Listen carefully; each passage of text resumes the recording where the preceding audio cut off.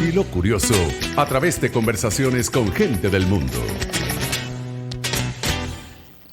Y en Gente de Mundo nos vamos al Mediterráneo, pero lamentablemente no para hablar de lo bello del Mediterráneo ni cosas agradables, sino una noticia que lamentablemente es cada vez más recurrente, y se trata de los naufragios de esos migrantes que huyen de sus países para tratar de conseguir mejores oportunidades en otras naciones, escogen rutas marítimas y lamentablemente naufragan en el camino y son víctimas también. En algunos casos se denuncia negligencia por parte de las autoridades, falta de coordinación, pero en otros también de gobiernos que cada vez más promueven políticas restrictivas para con esos migrantes y dejan sin alternativas, sin opciones a esos cientos de personas que lamentablemente están perdiendo la vida al escoger estas rutas peligrosas marítimas para llegar a un mejor destino. Para hablar de este tema, recibimos vía Zoom a Betilde Muñoz Pogosian, quien es directora de Inclusión Social de la OEA. Además, tiene un mandato de trabajo regional en materia migratoria, porque hay que acotar que esto no solo se está dando en el Mediterráneo, sino también en nuestro continente. Hay rutas muy peligrosas y en nuestro país también hay gente que escoge rutas marítimas para salir desde Sucre hasta Trinidad y Tobago o desde Falcón hasta Aruba, Curazao o Bonaire. Betilde, es un gusto inmenso conversar contigo y recibirte estos minutos. No, para mí un placer poderles acompañar en esta conversación tan pertinente, tan importante y bueno, un saludo para ustedes y a toda su audiencia. Bien, sí ha aumentado entonces el número de naufragios en el mundo por causa de los migrantes que utilizan rutas marítimas. Entiendo que en el Mediterráneo es particularmente así, pero también en la ruta de San Andrés, en Colombia.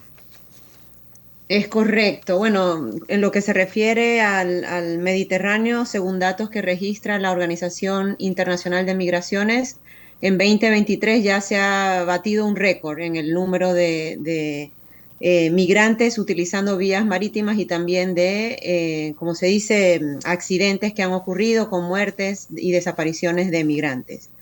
Y como muy bien ustedes lo plantean, esto no es ajeno a las Américas, a la región de las Américas, donde sabemos que muchas personas migrantes, y hay ciertos países de donde se tienden a escoger estas rutas marítimas. Venezuela es uno de ellos, por supuesto, no solo hacia Trinidad y Tobago o hacia Aruba y Curazao, sino que también lo están haciendo con frecuencia a otras partes de Centroamérica y México con destino a Estados Unidos. También hay una historia de migración marítima, de personas cubanas, de personas haitianas.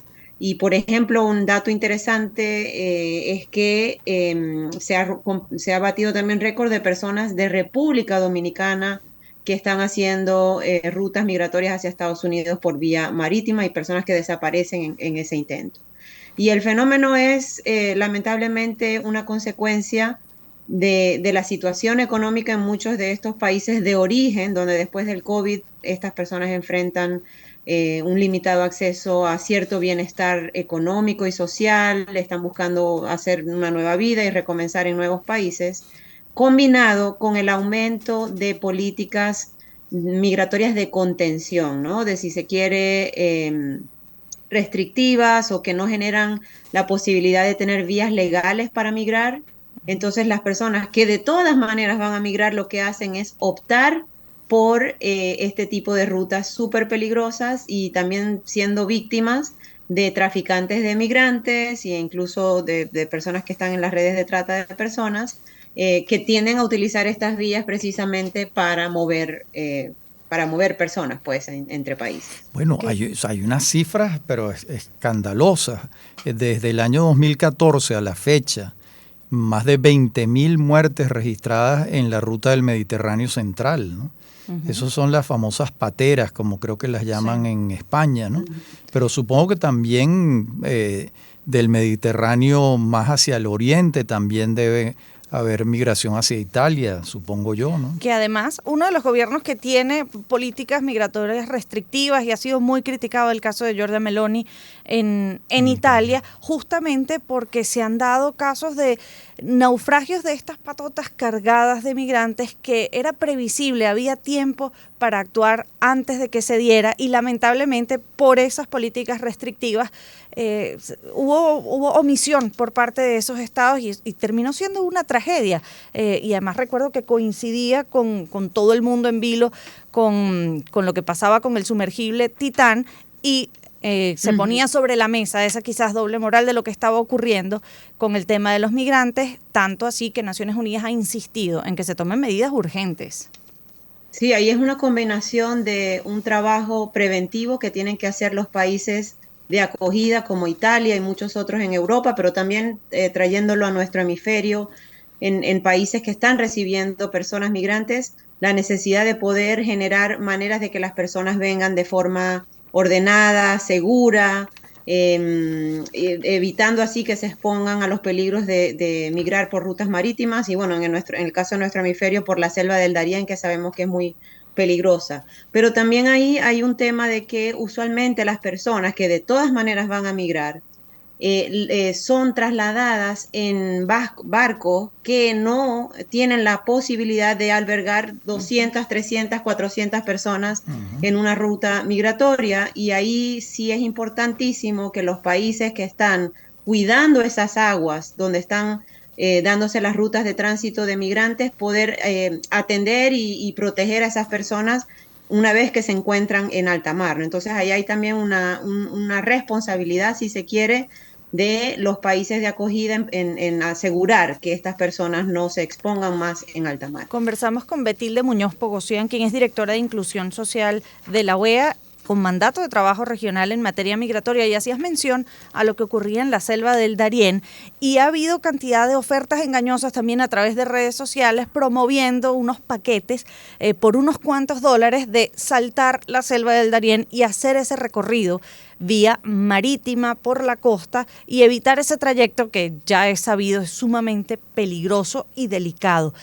¿Cuáles son esas características que hay de los riesgos a los que se exponen las personas que son víctimas de estas ofertas engañosas, que les dicen vas a tener un trabajo a tu destino, esto por una módica suma te va a llegar de manera segura al otro lado de la frontera? Y añado a la pregunta de Lila, ¿qué pueden hacer ustedes desde la OEA para contrarrestar esto? Porque pareciera que no es mucho lo que puede hacerse, ¿o me equivoco? Pues hay mucho por hacer, pero creo que ahí lo principal, tengo que comenzar respondiendo a la pregunta que me haces, diciendo que eso son mentiras, o sea, que la gente está siendo engañada cuando traficantes y los coyotes, como se les conoce en este lado del mundo, ofrecen esos paquetes donde será fácil cruzar, será una expedición, mira qué aventura es cruzar el Darién. O también, como mencionas, ya se están empezando a habilitar rutas clandestinas e irregulares por San Andrés y por el Mar Caribe, ¿verdad?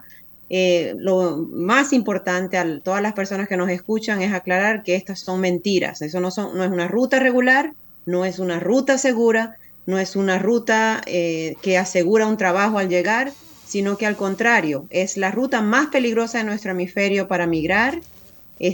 Las personas expuestas no solo digamos, amenazas naturales como el alza de ríos o lluvias, animales salvajes, sino que también hay una dificultad de tener presencia del Estado para custodiar y cuidar esas zonas, y hay una presencia del crimen organizado muy, muy fuerte. Entonces se están exponiendo a atentados contra su integridad física y hasta su propia vida.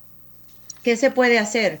Pues nosotros desde la OEA siempre trabajamos a nivel multilateral con los gobiernos para seguir pensando opciones de regularización que les permita a estas personas acceder a donde quieren llegar de forma regular. Interesante, por ejemplo, un ejercicio que se está haciendo ahorita desde Estados Unidos en coordinación con Colombia, Guatemala y por un periodo de piloto de 6 meses en Costa Rica, para que las personas de Venezuela, de Haití, de Nicaragua, países que se saben que están en condiciones difíciles, puedan pedir en estos terceros países las visas y los paroles humanitarios para poder llegar a Estados Unidos. Pero también hay que seguir innovando en maneras de que las personas puedan llegar, regularizarse y sobre todo la posibilidad de tener un estatus legal que les permita acceder a un trabajo y valerse por sí mismas, que creo que es la aspiración, el deseo de todas estas personas. Me llama la atención que estos países que has mencionado, bueno, tienen unas situaciones económicas complejas, pero la situación económica de República Dominicana desde hace muchos años es bastante buena. Entonces, ¿por qué se han presentado casos allí? ¿Son motivos distintos a los económicos o tiene que ver con la pandemia?